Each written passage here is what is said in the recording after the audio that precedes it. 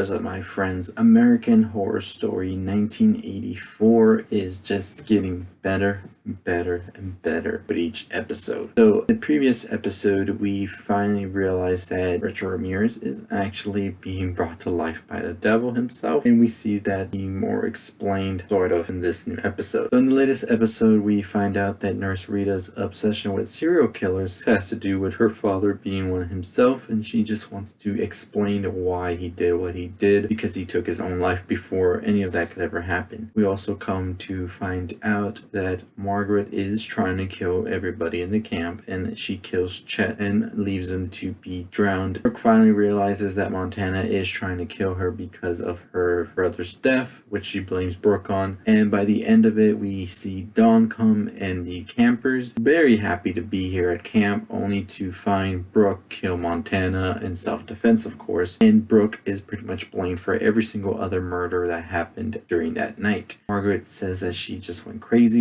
and pretends to be a victim, even though she is a murderous psychopath as well. During the episode as well, we see Jingles get killed by none other than Xavier, after saying that Jingles is pretty much the reason he looks the way he does now. And we also get to see Brooke ends up hooking up with Ray, who she comes to find out is actually a ghost after she finds his chopped head we saw get chopped off during, I think, the previous episode. We end the episode with the police arresting Brooke, taking her to jail, and then we see the other camp counselors, Montana, Ray, Xavier, the hitchhiker, are all in a purgatory. That's what Montana calls it. Ray seems to be a little bit on the fence about it, and we see that Montana is pretty much happy being there. She's killing and she's good there. The episode ends there with them calling it the purgatory, and then we also get to see Richard Ramirez and Mr. Jingles, who both have been brought back by pure evil, go on a police car toward Los Angeles to wreak some havoc. Now, the next episode is episode 100, and they showed a quick glimpse of all the seasons from American Horror Story, so it's going to be interesting to see if American Horror Story 1984, the 100th episode, is going to connect to every single other series,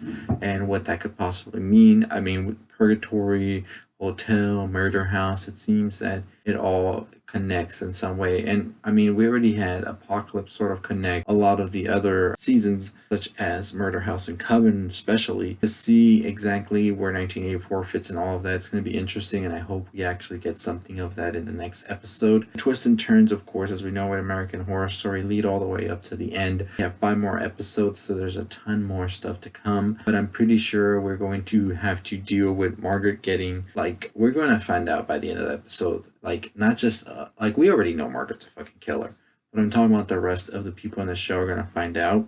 Brooke has to find a way to clear her name in this purgatory of sorts. I think there has to be something else that's going to happen and be done in order for these, like, spirits to rest in peace, some of them, of course.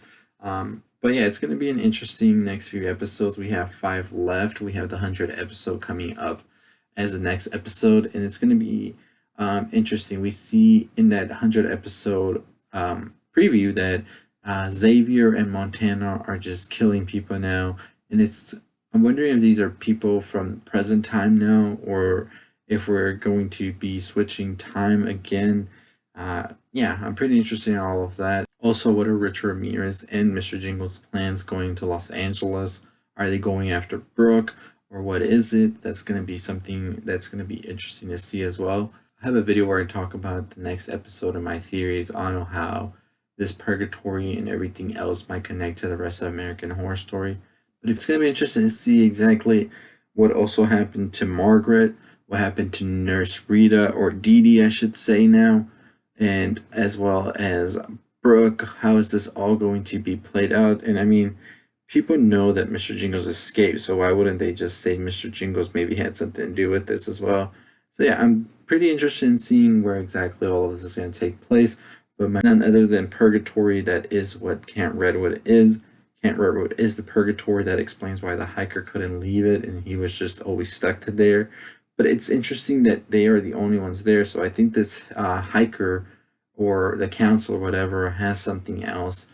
That's a reason. There's a reason that they can't escape the purgatory, because why wouldn't the other counselors be there, or anybody else who's died before? There's something else going on here, and it's going to be interesting to find out why their spirits can't leave it. So yeah, what are your theories? What are your thoughts? Comment them below.